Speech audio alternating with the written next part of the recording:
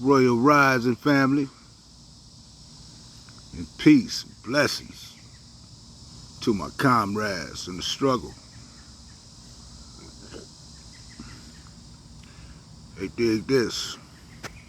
Man, January 18th, 2021, that was my first day sober, right? I got up that morning and I rushed down to a meeting. And I was determined to do something different than I had done all the other times that I had been exposed or around the recovery scene. Many years, in and out, reintroducing myself. Uh, you know, never really willing to put forth the effort to change, to address the issues of if using or drinking was the answer, then what the fuck was the question? Never addressing that. And this time, because in my last use, I looked my 9-year-old son in the eye, man. Well, he looked me in the eye, man. I had nothing of substance within myself to give him, to match him. In the eyes of a 9-year-old boy, grown-ass man, I have nothing of substance to give him by way of my spirit. So I was utterly, utterly depleted. I was broken. I drew my son to me in an embrace of almost desperation, And I said a simple prayer. God, take this from me. Take this from me. And I surrendered that. Drinking and using. And I surrendered that. And when I let go of that embrace and I held him at arm's length, I said, son, you'll never see your daddy like this again. And almost 5 years later, man, I have not broken my promise. See, I knew I had to get in there and do something different than I had done before. I knew I had to get in there and get in the center of the bed. And that's what I did. I got involved, man. Day one. I might have jumped in the chairman's seat, chaired the meeting. I remember we had a coffee pot, man, and it was a little one from the dollar store. And we needed a new coffee pot. So I got on a mission to get on a coffee pot, to get us a coffee pot. And that, that was a purpose within itself. That was service work. And I knew that all the other times, man, I had never worked the 12 steps. And so I called this brother, man, Chet. Man, I respected his walk because I know him. I knew him. And I know that he no nonsense about this recovery thing. So I asked Chet, man, can you help me get through the 12 steps, man? And we got busy. And I went to work. And that's when I discovered that, I was powerless. I came to believe that a God of my understanding could restore me to sanity. I made a decision to turn my will and my life over to the care of God as I understood it. Then I made a fearless and searching moral inventory of myself. That means I addressed all my resentments. I addressed all my personal issues. I addressed all my gripes. I pulled it all together, man. I had to dig in deep. And I did that. I put it all in one little neat pile. Categorized them. But the main thing about that is that I owned them. See, I admitted to God and another human being the exact nature of my wrongs. But the most important part about all that, man, was that I claimed responsibility. I took accountability for me.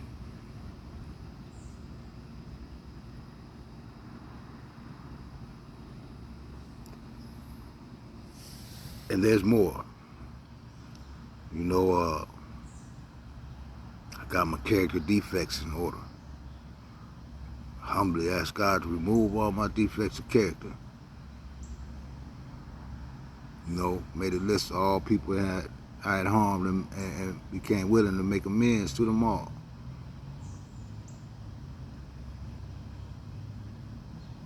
You know,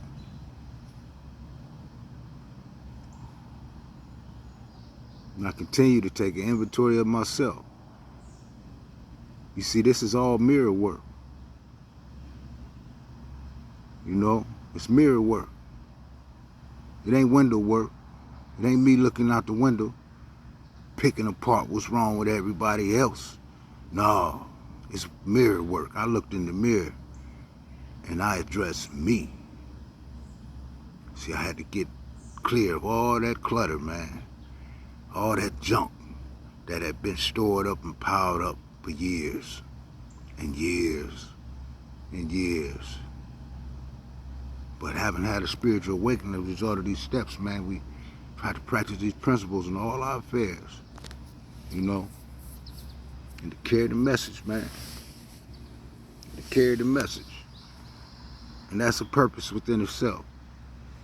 And so when I jump on here, man, and I speak, it's to carry the message to the man and woman that's still sick, man. You know, it don't mean I'm perfect, no, not by a long shot. See, working the 12 steps don't mean that I work them one time. It means I incorporate them in my life to the best of my ability, man. And I don't always get that right. All them defects of character that I, you know, ask God to remove, to be honest, man, some of those things, man, you know, I've held on to still. So that means it's always consistent work to do. It's an education with no graduation, man. You know, it's like the onion. You peel away one layer and there's another layer. Peel away that layer, there's another layer. And then too, the old adage is true, new levels, new devils. But I've come to find, man, that the devil was very seldom outside of me. The devil was me. The enemy was the enemy. Unaddressed issues. So address your issues or they will address you. You know? So, you know, yeah, I had to take accountability for myself. That means that anything that you could think of, man, to crucify me with, man, I've already addressed it. And I share those things on a daily basis, man, with reckless abandon. I get naked. By saying I get naked, that means I get naked, I get honest. You know?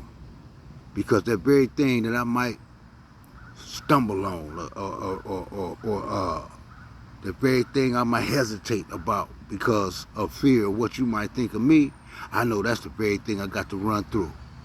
You understand? So there's no guilt, no shame.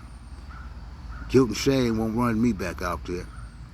No, I put it all on the floor. And my motto is that I'm taking out the trash. And whatever you choose to do with my trash, man, that says a lot about you if you want to pick up my trash and run with it. Hey, especially if you're not using it as a tool to help and assist another human being, you know, to be better than what they was before when they met you. See, that's the thing. I want anybody who encounters Royal Cloth to be a little bit better, impacted, inspired, motivated, uplifted in some way, shape, or form as a result of spending 1 minute with me. If it's just a brief encounter, hey man, how you doing? What's up, King? See, I have no time to walk around here and looking at my brother or my sister with animosity. Nah, man, I'm gonna greet you with love. I'm gonna lead with love, man. You know? There's no fear in my heart. There's no fear where love is, man. You know? And so, you know, that's the example I try to lead with. I don't always get it right. I might cuss the lady out over the counter for asking me for ID. She's looking at all this gray in my head, knowing that that's not the case. They just got a protocol at the job that they're doing, and they required to ask for ID, no matter how much gray hair you have. But still, them character defects will lift up and raise up and manifest itself by way of, disrespect. And then having had when we were wrong, we promptly admit it, right? That's one of the steps. When we were wrong, we promptly admit it. So oftentimes, man, I've left places where those things occurred, man, and I got all the way to my destination. I turn around and come back and say, hey, man, you know what? I want to apologize to you for my attitude. You did not deserve that, and I understand that you're just doing a job. Please forgive me. And if it's received, good. And if it's not received, I did my part. I shake the dust off the heels of my feet and I keep it moving. I did my part. Yeah, man. So I'm trying to grow up, man. I'm trying to live an impactful life. I'm trying to live a life with purpose, man. I got 2 boys, man, and raising boys it ain't no easy thing, man. But I need these principles in my life, man, so that I could, give them a better version of me than what the world have seen the first 50-something years of my life. Yeah, I'm 53, man. And this time I'm clean, almost 5 years. January 18, 2026, it'll be 5 years for me. Clean, sober, however you want to say it. But I have not found it necessary to use any mind or mood altering substances, man, in order to face life on life terms. So that's why I'm part of the No Matter What Club. That's why I say I'm tapped in no matter what. That's what that's about. And dig this. One of the last things to leave, this to any one of my recovering people out there, man. It don't matter what fellowship you with, man. If you in this process and, you're brother, sister to me, man. It don't matter your color, whatever, man. But listen, one of the last things that's going to leave us, man, is the stigma of being a drunk or addict. Being an alcoholic or addict. One of the last things to leave us will be that stigma. Therefore, people who don't know no better, or people who have not addressed their own issues, you understand, will try to pick you apart. And one of the main things they would use to pick you apart would be your past. Not knowing that, man, we use our past, man, to uplift others. So there's nothing about me that you could ever say to me, man, to make me feel some type of way. And know that I'm looking at you, man, like a sick friend, man. Because you don't know any better. You haven't addressed your issues, man. Because as you would have a little more empathy, some sympathy, at least some compassion or understanding that the journey or the path to recovery or the journey or the path of life is oftentimes laid with those things that we might feel guilty or ashamed about. Until we address those things and realize that those things were necessary. Because I had to go through what I went through in order to be where I am right now. Let God be the truth and every man a liar. Address your issues, man, or your issues will address you. And I said that last part to say this, man, because it trips me out sometimes, because I get this forked tongue, this two-faced shit from people, man. On the 1 minute, you cool and you're happy about me. And the second minute, I see little subtle little flip comments and stuff like that where you're trying to come at my character or, not hold my name with some respect on it. But I want you to know this, man. If you're one of those people, and know that I see you. Because I see your energy. I feel your energy. I feel your energy, man. Yeah, I'm tapped in no matter what, man. I see you. I see you. But I look at you like a sick friend. Don't get it twisted, though. I am not to be fucked with.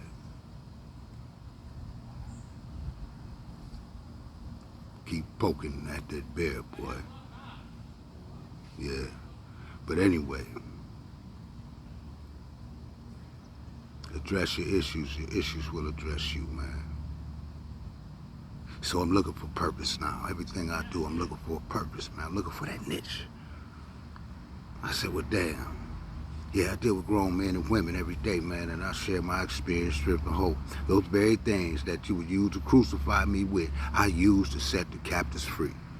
I can see now clearly God's plan, and that I was a tool, you understand, in the fire. I had to go in and out the fire, in and out the fire to consume those parts of me, man, that were not usable or feasible for the mission at hand. Yeah. So I said, well, damn, Royal Cloth, yeah, you doing this, man. Nobody's addressing the youth, man, really. Nobody's addressing the youth with any realism to it, you know what I'm saying? Because we call them YNs, young niggas. I call them young nobles. Young nobles. I want to change the narrative in our youth, man. And the shit we still do, man, is a result of how we, people at my age, how we have dropped the ball. And it's understandable because we got hit with a hell of a shot, man, especially in the 80s. Our parents got hit with some shit in the 70s. That trickled down to us. That's why we pray for the babies to have no choice in the matter. Because these youth right now, they really had no choice in the matter. Because oftentimes their family structure was annihilated. Their community structure was annihilated, man. And they had nowhere else to turn into. I mean, they got hit with some shit. At the same time we got hit in the 80s, they got hit coming through the 90s. You understand, where the music changed and the message changed. And that message got into their psyche. And they lashes out, man. But we call them YNs. We talk about how bad they is, how violent they is. Man, they lost. They lost. It's a cry for help, man. And many of us, man, who have the aptitude, you understand, have the mentality, have the foresight to see that, man, we need to step up, man, and really address and embrace these young people with love, man.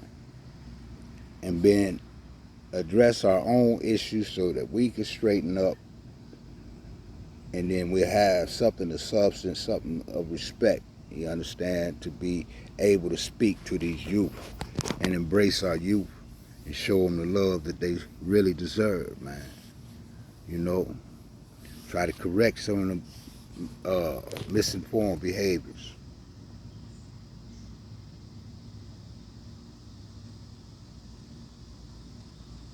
And man, he who was not for us is against us.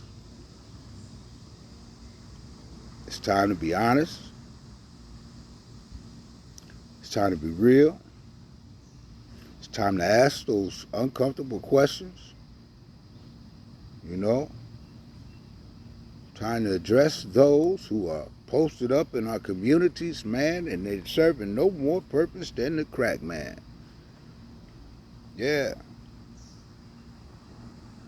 I'm talking about that. Yeah, I'm talking about the church, man. I've never seen them on the front line. I've never seen them on the front line. Always in a position of neutrality, hiding behind the Lamb, Jesus. But not the Lion of Judah, not the Lion, Yeshua.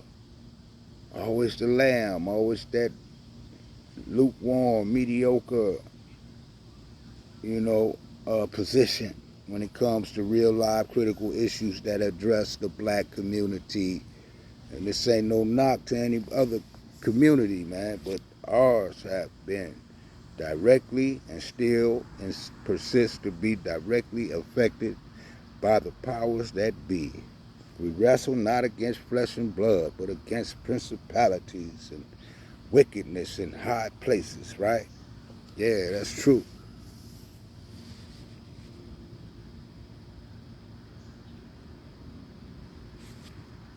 Hey, man, I hope I said something today, man, that can help somebody, man. That's always my goal, you know, to uplift, motivate, inspire, edify in some way, shape, or form, man. It's your boy, Royal Clark. It's Royal Riser, y'all. And as always, I'm tapped in no matter what. Peace, love, and respect, always.